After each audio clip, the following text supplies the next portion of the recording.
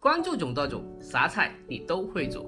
大家早上好，中午好，下午好，晚上好。今天我分享一个广东茶楼最常见的一个蒜蓉蒸排骨，蒜香十足，非常的 very good。排骨砍件后，我们用自来水憋去血水。所谓憋水，就是用流动的水冲洗去猪肉的一个腥味还有膻味。趁着这个时候，我们剁一点蒜蓉备用，再切一点葱花。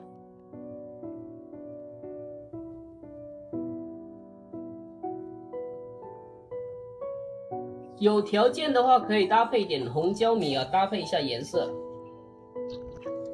大概冲水了20分钟左右啊，它的一个釉色偏白色啊，这样的话它的一个血水就基本出的差不多了。然后我们把它捞出来，控干水分。我们取一个干净的毛巾哦，给它吸干一下血水，吸干一下水分。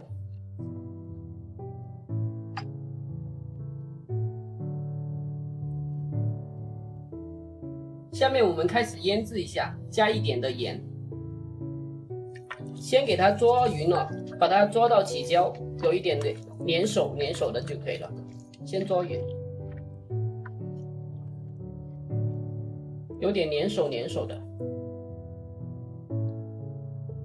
下面我们再加一点的鸡精，白糖一点，少许的一个蚝油一点，也是一点的一个生抽，一点点好了，来点胡椒粉，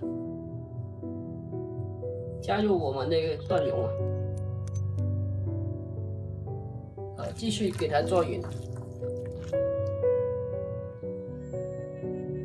最后给它来上一点的一个生粉，还是给它做匀，最后给它来上一点花生油，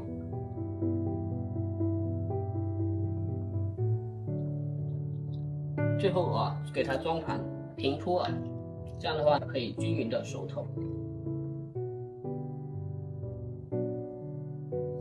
我们水开下锅，大概蒸个12分钟左右就可以了啊，12分钟左右。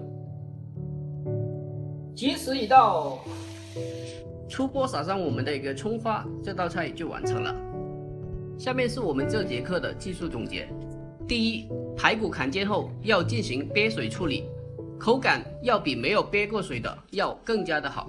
第二，注意腌制的顺序和步骤，这就是我们酒店常见的蒜蓉蒸排骨。